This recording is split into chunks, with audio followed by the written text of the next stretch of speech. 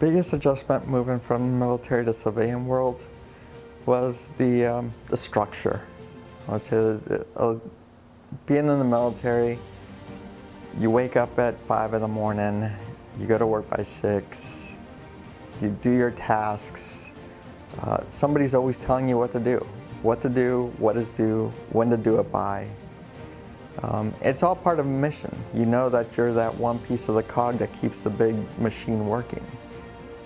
And then 4:30, 5 o'clock comes around, you go home, 6 o'clock, you're at home, and your day is done. So you're working 12 hours a day, and then you come out into the civilian world, and because I've been doing this for 24 years, 24 plus years, I still wake up at 5 automatically. Right? And then come 8 o'clock's my first class, so now I have 3 hours of downtime per se. So it's like, what do I do? I feel like I'm missing something. It's like, okay, where am I supposed to be? What am I supposed to be doing? Why do I have all this time? I think having all that stress that I used to work with a lot and pushing the brakes on automatically, and you're like, okay, I'm twiddling my thumbs, I should be doing something. That was one of the hardest things for me, is finding that balance and resetting my body back to, okay, this is the way civilian world work. Having to now network a little bit more than what you had to previously. It was almost automatic, networking was in the military. If you needed something, you went to that office, you went out to that person.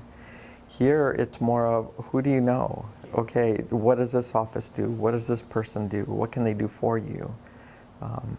And such. So networking is something that you really kind of have to step up as well. I think communication, I think the social aspect, I felt isolated, and that social aptitude isn't there coming in. It's this different world, this different, you kind of feel like you almost don't belong, and you feel this social isolation, and it's hard to describe unless you were military. But I felt like at Sky, because of the student ambassadors and when I first came here, they had where you come in, and I forget what it was called, but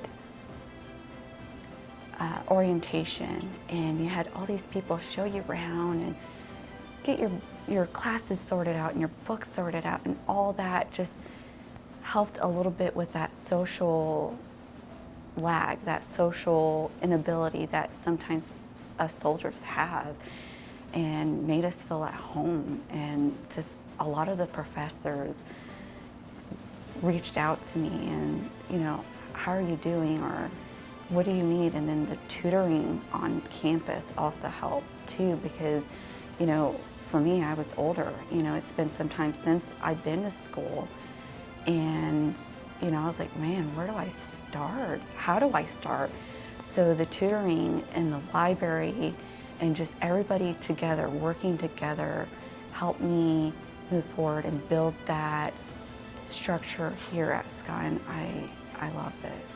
I truly love it. One of the biggest was I moved up here to Kentucky because my family relocated up here. My family bought a farm out of Scottsville. So I'm not from around this area, so when I relocated up here, I didn't know anybody. Nobody I knew from here, and I was in for so long, I moved around to so many bases that I really never, never established and maintained a large group of friends outside the military. So it was hard coming here knowing absolutely nobody except my mother and my sister. So the biggest adjustment is doing it without your battle buddies. You're doing it without them right beside you. In the military, they're there for you, and they're always there for you. Even when you're out, they're still there for you. They're just not right beside you. Doing it without them, so you're having to find a support system, which I relate back to what I said earlier. A support system is one of your strongest assets going back to school. I'll be 36 this year, so it's a lot different than it was 18 years ago when I graduated high school. In high school, I was a C and D student. Now I'm a straight A student. And it takes that hard work and dedication, and it also takes that reaching out for help when you need it. And I got involved in several organizations and groups here at Sky. I would suggest running for officer positions in those groups, because your military experience will help you excel in leadership for those around you. And I believe get involved as many as you can. Whether if you can only handle one, then do one. If you can handle 5, do all 5.